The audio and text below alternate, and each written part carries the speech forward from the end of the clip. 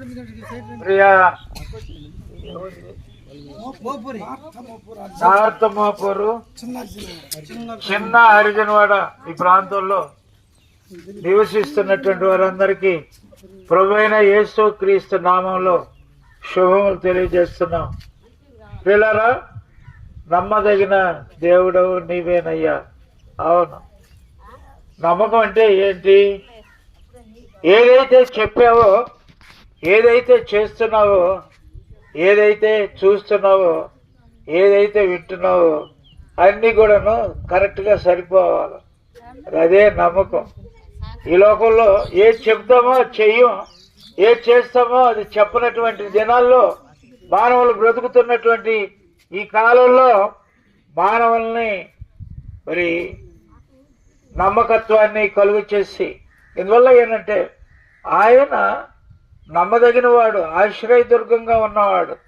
అధికమైనటువంటి శ్రమల్లో, కష్టాల్లో, ఆయన బాధల్లో నమ్మదగినటువంటి వాడుగా ఉండి అనేక రీతులుగా ఆదుకుంటూ మేలుతో తృప్తిపరిచేటువంటి వాడుగా ఉన్నాడు. ఇంచేత ఏంటంటే యేసు ప్రభు వారు ఏదైతే చెప్పారో ఆయన చెప్పినట్టుగానే ఈ భూమి మీద నిరావతారిగా అవతరించాడు, మనిషిగా పుట్టాడు. ఆత్మస్వరూపి అయిన దేవుడు నిరావతారిగా జన్మించాడు. కారణం ఏంటి అని అన్నప్పుడు, మానవుడు పాపపు దుర్భర స్థితిలో చిక్కుబడి ఉంటుండగా అట్టి దుర్భర స్థితి నుండి మానవుని విడిపించి మోక్షగతిలో నిలబెట్టడానికి చాలిన దేవుడుగా, సహాయకుడుగా ఆయన ఈ భూమి మీదకి రావలసి వచ్చింది. వచ్చినటువంటి ఆ ప్రభు ఆయన సారూప్యంలో సృజించబడిన మనిషి, ఆయన పోలిక చొప్పున సృజించబడిన మనిషి. స్వభావం మారిపోయింది, స్వరూపం మారిపోయింది. తిరిగి దేవుని స్వరూపం, స్వభావంలోనికి మలచటానికి పాపం అడ్డొస్తూ ఉంది. ఆ పాప స్థితి నుండి మానవుని తప్పించి పాపానికి వచ్చే జీతం మరణమైనటువంటి పరిస్థితుల్లో మరణయాతన నుండి మానవుని విడిపించి ముక్తిబాటలో నిలవపెట్టడానికి ప్రభువైన యేసు క్రీస్తు వారు ఆయనే శిలువ శ్రమ పొందారు. నిజంగా ఆ శ్రమ మనది. ఆ ఘోరకలి మనం అనుభవించాలి. తప్పు చేసింది మనం, పాపం చేసింది మనము, పాపులు మనం, దోషభరితులు మనము, అక్రమస్తులు మనం, అన్యాయస్తులు మనం, నానా రీతులుగా దేవునికి దూరస్తులుగా, దేవునికి నమ్మక ద్రోహం చేస్తున్నటువంటి వారు మనం. అయితే మనల్ని ప్రేమించినటువంటి ఆ ప్రభు మన పాపాలన్నీ తన మీద మోసుకొనుడి చేత, తలతో పాపం చేశారా, చేతుల, కాళ్ళ, ఒడితోన, ప్రతి అవయవంతో చేసినటువంటి పాపాలకు కావలసిన ప్రాయశ్చిత్త బలిగా ఆయనే ఆ శిక్షను తన దేహమందు ఆయనే విధించుకున్నాడు. విధించుకొని పరిశుద్ధమైనటువంటి ఆయన శరీరము నుండి చిందించినటువంటి రక్తము పాపికి ప్రాణాధారము, ప్రాయశ్చిత్తమైంది, ప్రాణాధారమైంది. ఎంచేత ఏంటంటే రక్తము చిందింపబడకుండా ప్రాయశ్చిత్తం జరగదు పాపానికి. అయితే పాపానికి కావలసిన ప్రాయశ్చిత్త బలిగా ప్రభువైన యేసు క్రీస్తు వారు ఆకాశానికి, భూమికి, మింటికి మంటికి మధ్యలో వేలాడాడు. పగలు 3 గంటల వేళల్లో ఆయన ఘోరమైనటువంటి, క్రూరమైనటువంటి మరణాన్ని ఆయన అనుభవించాడు. ఈ లోకంలో ఆయన ఈ లోకానికి ఆయన ఎందుకు వచ్చాడో తెలుసా? ఆయన మన లోకంలో ఉన్నటువంటి మనుషులందరి పాపాలకు కావలసిన ప్రాయశ్చిత్త బలిగా తన ప్రాణం పెట్టడం కొరకు ఆయన ఈ భూమి మీదకి వచ్చాడు. వచ్చినటువంటి ఆ ప్రభు ఏమి చెప్పాడో అది చేశాడు, ఏది చేశాడో ఆ రీతిగా నడిచాడు. నడవమని నీకు, నాకు, మనకు చెబుతా ఉన్నాడు. ఎందువల్ల ఏనంటే మాట తప్పనటువంటి దేవుడు, మడవం తప్పినటువంటి దేవుడు ఆయన. మరి వేల్పుల్లో శ్రేష్ఠుడైనటువంటి దేవుడు, మానవునికి కావలసిన ముక్తి బాటను ఏర్పాటు చేసినటువంటి దేవుడు. ఆ దేవుడు నీకు కావాలా? ఉదయకాల సమయంలో అటు దేవుడిని నీకు పరిచయం చేస్తున్నాం. యేసు ప్రభు నమ్మదగిన దేవుడు. ఎందుకంటే ఆయన నమ్ముకున్నావు అయ్యానంటే ఖచ్చితంగా స్వర్గం, మోక్షం, పరలోకానికి వెళతావు.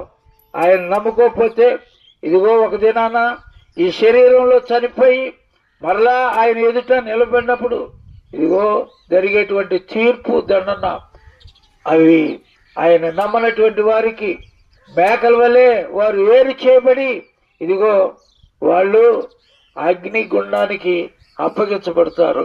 అలా కాకుండా ప్రభువైన యేసుక్రీస్తు వారిని నమ్మినటువంటి గొర్రె వంటి స్వభావం కలిగినటువంటి మనుషులు వారు తప్పక ఇదిగో ఆయన రాజ్యాన్ని స్వతంత్రించుకుంటారు. ఆ రాజ్యంలో నెమ్మది, నిమ్మలం, నిబ్బరం, సుఖం, ఆనందం, సంతోషం ఇవన్నీ ఉన్నాయి. అవి అన్నీ మీకు కావాలి అయ్యానంటే ఇది మంచి అనుకూల సమయం, రక్షణ దినం. ఈ మాటలు వింటున్నటువంటి వాళ్ళు చాలా మంది ఏమంటారు అయ్యానంటే, చాలా మంది ఏమంటారంటే యేసు ప్రభు వారు ఈ లోకానికి వచ్చింది బాల మాదిగల కోసం రా అంటారు. బాల మాదిగల దేవుడు రా అంటారు. అయితే బాల మాదిగలే నమ్ముకోలేనటువంటి పరిస్థితుల్లో ఈ దినాల్లో ఉన్నారు. కనుక ప్రియులారా, కులాలు ఎత్తారని మీరు వేరే విధంగా అనుకోవద్దు. ఎందుకయ్యానంటే ఒక తాత చుట్ట కాలుసుకుంటా ఇంట్లో పడుకొని ఉన్నాడు. కిటికీలో కొండ చూస్తున్నాడంట. కొబ్బరి చెట్టుకి బాగా తేనె తుట్టు పట్టిందంట. చెట్టు నాదే. తర్వాత కొబ్బరి చెట్టుకు పెట్టినటువంటి తేనె తుట్టు నాదే, చెట్టు నాదే, తేనె తుట్టు నాదే, నాకే చూస్తా ఉన్నాడంట. చూసి చూసి చూసి చూసి ఉన్నాడు. ఒక దినాన తాత అన్నాడు, అరే కొబ్బరి చెట్టు నేను ఎక్కలేను కానీ అరే ఎక్కి కొబ్బరి తేనె దులుపురా అని అన్నాడు. అప్పటికే తేనె తాగేసి ఈగలు వెళ్ళిపోయినాయి. ఒట్టి తుత్తే ఉంది. అయ్యా తేనంతా తాగేసి వెళ్ళిపోయినాయి ఈగలు. ఒట్టి తుత్తే ఉంది, ఒట్టి తిత్తే ఉంది అయ్యాన. వరి చెట్టు నాదే, తుట్టి నాదే, తేనె నాదే అనుకున్నాను కానీ ఏంటిదా ఇట్లా అయిపోయింది. అవును, అట్లాగే అయిపోతుంది. దేవుడు నేను మనం చూసినప్పుడు ఆయన త్వరగా రానే ఉన్నాడు. వచ్చినటువంటి ఆ ప్రభు ఇప్పటికే ఆయన శిలువకు అప్పగించబడి ఆయన శిలువలో తన ప్రాణాన్ని పెట్టి పాప ప్రాయశ్చిత బలి చేసి మరలా పరలోకానికి ఎక్కిపోయాడు. మరలా త్వరగా తిరిగి రానాయన వచ్చేవాయన. ఎందుకు వస్తాడు తెలుసా? తీర్పు కాచుకొని ఉన్నది. వాని క్రియలు చొప్పున వానికి తీర్పు తీర్చడానికి త్వరగా రానాయన్నాడు వచ్చినటువంటి ఆ ప్రభు. ఎదుట సకల జనులు ఉండాలా.